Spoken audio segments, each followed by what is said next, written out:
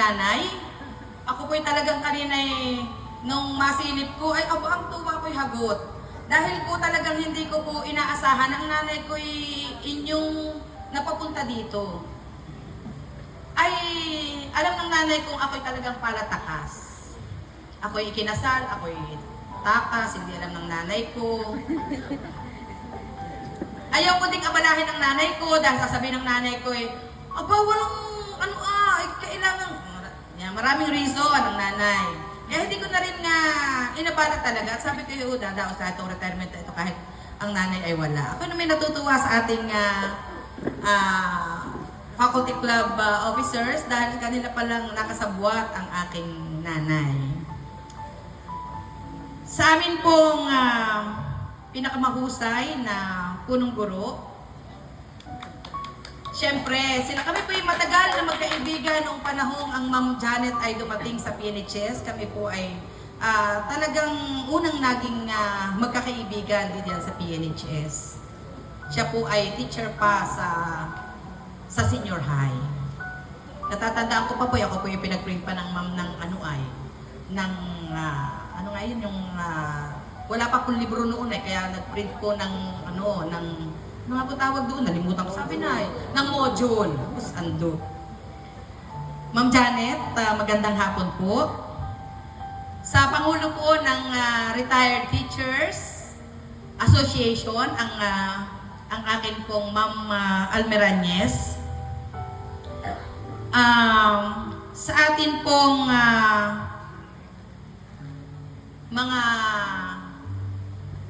mga retired teachers na pinakamamahal ko talaga po yung mga iyan ang pinaka malalapit sa puso ko. Kayo po hindi pa masyado. Pero sila po talaga, dahil sila yung mga nauna ko talagang nakasama sa PNHS. Magandang hapon po sa inyo. Sa atin pong focal person ng senior high, ang akin pong kumpare na master teacher, ang Sir Alan. Sa ating syempre mga kaguro, sa pinakamasipag na faculty club president na nakapag-organize ng ganitong retirement na dalawa kaagad ang nasilo, Sir Neil. Ako'y kukuha sa salamin, wait nga po at talagang hindi ko na makita.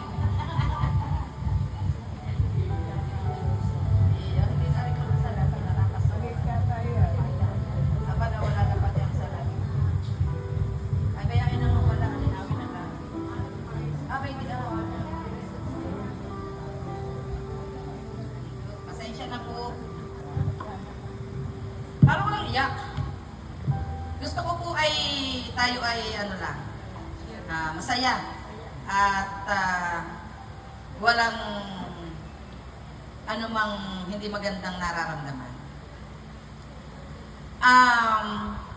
Siyempre po sa atin pong head teachers, napakasisipag po na ating mga head teachers, ang Ma'am Grace po at lalo na po ang aking Department Coordinator, ang Sir Harel Caballero.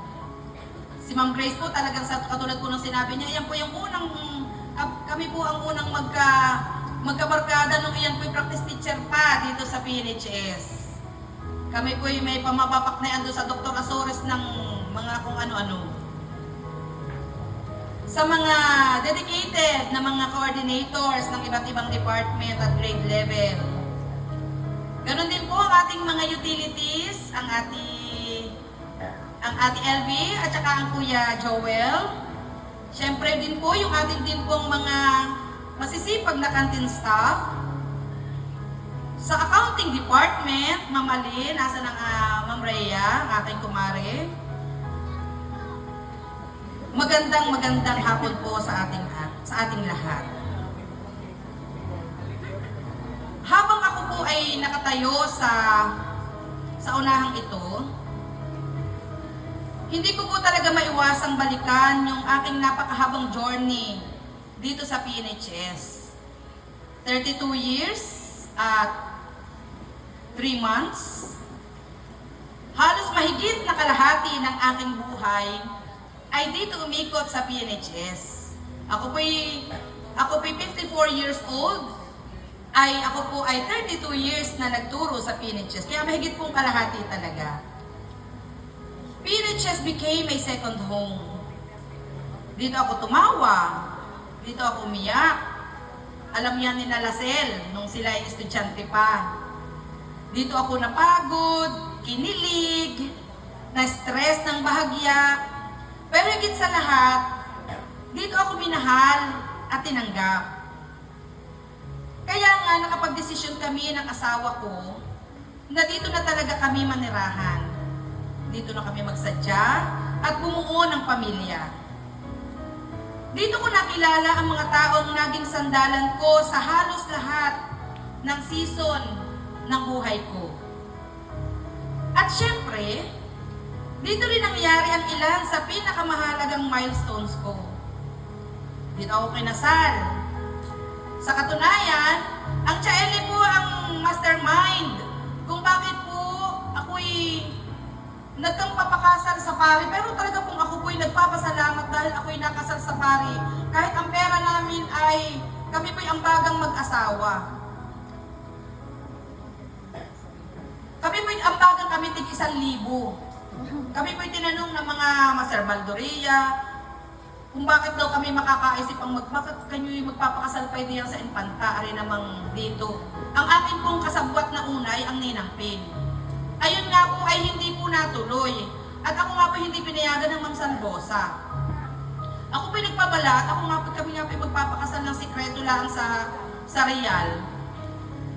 Ay hindi nga po ako pinayagan at yun daw po ay Friday. Ako daw po kung talagang gustong pakasalan ng aking mapapangasawa, ay ako daw po pupuntahan dito. Ay noon po hindi pa uso ang chat. So ang ginawa po nung dalawa kong kaguro, ang Ma'am Gina Avillaneda, nang po'y principal diyan sa Panukulan, at saka po ang Ma'am Angie, ako po'y dinaanan sa bahay. Sabi po nila aba, hindi ka alis, ay yung si Marluan niya magigintay sa Real, ay hindi na yun alam kung ano ang dahilan, ba't hindi ka umulpot? Ay wala pa nga akong chat. Aba siya nga hanin. Baka niya ayun ay magalit na sa iyo, hindi ka napuntahan. Kami na niya ang bahala sa ma'am. Basta't ikaw niya ay umalis. O edi ako'y umalis. Habol ng biyahe sa Janet na 8 o'clock. So pagdating doon, yun na nga po nagkita kami siya galing pong Bordes at nagpapakahoy. Ako naman po ay galing dito sa Pulilio. At pagdating doon, ay di sabi, pasensya na po kayo ha kung ito po yung naikwento dahil ito po yung isa sa pinakamagandang nangyari sa buhay ko sa Pulilio National High School. Hindi po pala yung aking tungkol sa pagtuturuhan, kundi po ang pag-aasawa. So pagdating po dito, kami po ay ikinasal. Biniting po kami ng mga matatandang iyan. At yun nga po, sabi nila, bakit daw kami magpapakasal? Ay kami nga po walang pera. Ay, ikaw mabigay, wala ding kwarta. Ay, ako po may 1,000. Ay, ikaw Marlo, may 1,000 din po ako. Ay, halakay na niya yan, at di kami nang bahala. So, sila na po nag-budget. May nagbigay po ng bigas. Ang Chaeli po yata iyon. May nagbigay po ng chapsuy. Sila na din po ang cook.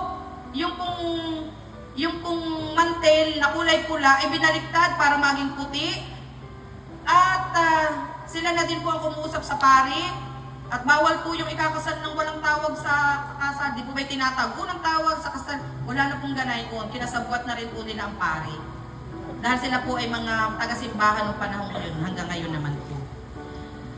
At naganap na nga po ang aming pinakamasayang sandali. Yung aming pong puhunang 2,000 naging 6,500. Nagpagala po sila at talaga pong tubong-tubo kami. Ikat na po natin doon. Talaga pong ang Chaeli, siya po yung aking parang naging nanay nung panahon. Nanay, pasensya ka na po at talaga pong ang anak mo ay para takas. Hindi na po kami nagsabi na biglaan nga po ang pangyayaring iyon. At kami nga po yung walang pera nung panahon iyon. Ay di, yun na nga po ang napagdesisyon na namin. Kaya po syempre, kahit sinong nanay magagalit. Di po ba?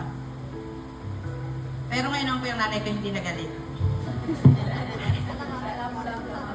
So nung po panahon yun, di teachers po ang gumanap. Sabi ng Chaeli, hala Maylin, ikaw nang manguha ng abay. O di lahat po ng teacher na dalagat binata silang abay. Ang SSC officers din po, sila yung taga-hugas noon, taga-survey, yan. Masaya po talaga. Lahat sila ay parang halos, parang pamilya na nagplano, nag-ayos, tumulong. Silang dahilan kung bakit napakasarap balikan ng alaala talaga ng aking kasal. Ngayong opisyal na nagsasara ang isang mahalagang yugto ng aking buhay bilang guro, gusto kong ipadama ang aking taus-pusong pasasalamat sa inyong lahat. Mahal kong mga kaguro, PNHS Faculty Club Officers, at sa mga naghanda ng programa para sa aming retirement ng aking mahal na Majid, ni Ma'am Imperial. Salamat sa napakaganda at memorableng programang ito na inyong inihanda. Ramdam na ramdam ko yung effort ng bawat isa. Kanina nalungkot na ako dahil sabi ang Sir Neil nahihilo, hindi makakarating. Sabi niya, bakit kaya? Ang ma'am naman, sabi maraming dumating na estudyante, sabi ko, bakit yata hindi makakarating sa aking maraming kinakausap. Salamat po sa oras ng pag-aabala para sa planning nito. Siyempre po, kayo po'y nag-ambagan, gumastos po kayo ng pera, nagregalo, at ang lahat po ng iyon ay akin pong pinasasalamatan. At siyempre po, nagpapasalamat din po ako, Ma'am Janet, sa iyo po. Thank you po for your kindness, your guidance, and understanding. Salamat po at ako'y nabigyan ng 2 weeks na pahinga. Yung pahinga po sa pagtuturo, yung pong pagpasok po ng December, hindi na po ako binigyan ng load. So, doon po sa panahong iyon, yun po talagang malaking bagay sa akin at habang ako'y nandun sa laboratory, ang may pag-iyak mag-isa. Napakadami pong bumalik sa aking mga alaala habang ako'y nag-iisa doon. Napakalaking bagay po, Ma'am Iyon. Salamat po sa inyong naging suporta sa akin. Sa aking TLE department, sa pangunguna po ng Sir Harel, maraming salamat sa inyong pangunawa. Lalo na sa mga panahon ako'y nagkukulang, nahuhuling magpasa ng mga hinihinging mga reports. Sa panahon ako'y napapagod, may pinagdaraanan. Napakapalad ko na naging bahagi ako ng pamilyang ito, ng TLE.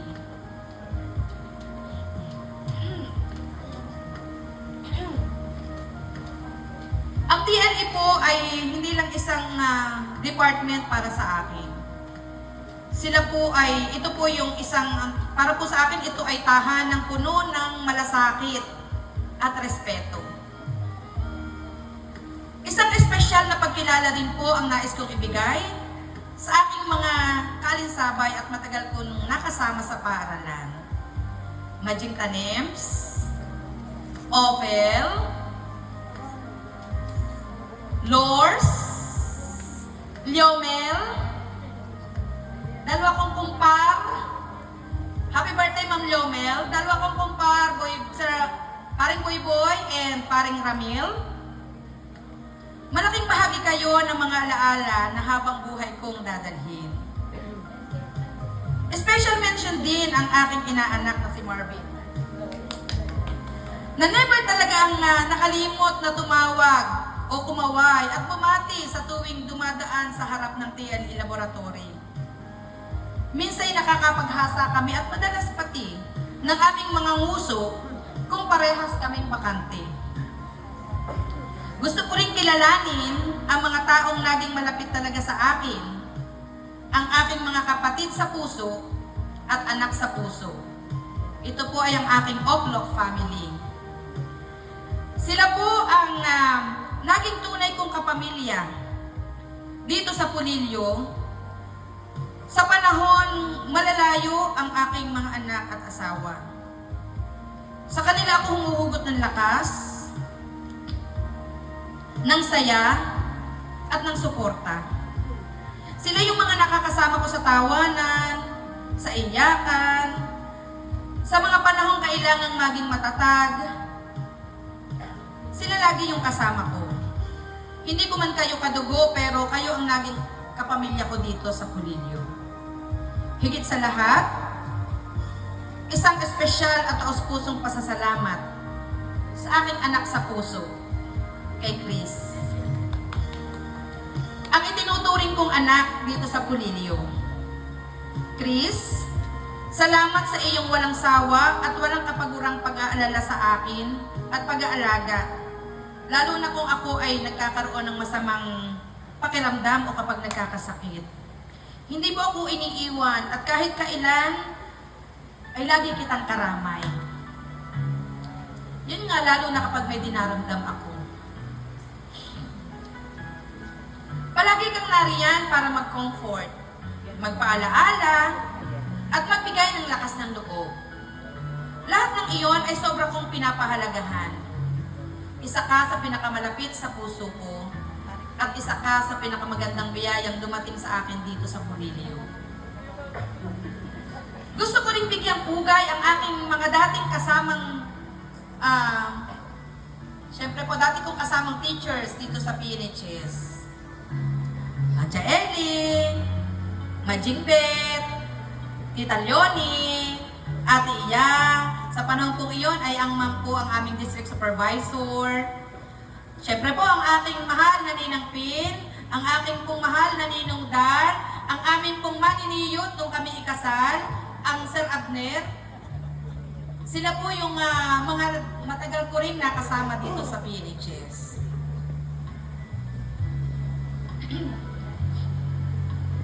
Kayo ang naging kaagapay ko po sa mahihirap na araw ng panahong iyon. Katuwang ko sa mga tagumpay. Sa katunayan ay ang akin pong anak ay nagbe-birthday po sa school. Ako nga po ang school po para kong bahay. May mga kadalasang mga okasyon, ultimong mga simpleng okasyon, basta po laging school po ang aking takbuhan. Kayo po ang kasama ko sa mga tawanan at sandalan sa lahat ng mga pagsubok ng panahong iyon. Malaki po ang naging ambag ninyo, hindi lamang sa aking pagiging guro, kundi sa aking pagkakaroon ng buhay may asawa, katulad po ng binanggit ko kanina. Maraming salamat po sa inyong gabay, payo at pagmamahal na nagpatatag sa akin bilang tao. Kaya ngayon, habang papasok ako sa bagong chapter ng aking buhay, bitbit ko ang lahat ng alaala, aral at pagmamahal na ibinigay ng PNHS. Hindi ako aalis na malungkot, pero aalis akong puno ng pasasalamat. Maraming salamat, my dear PNHS. Hindi ko man nabanggit ang lahat, pero ang lahat sa inyo ay mahal ko at malapit sa puso ko.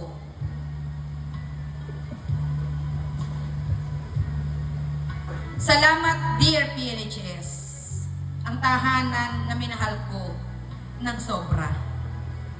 Thank you for shaping me, for loving me, and for giving me a place where I grew not just as a teacher, but as a person.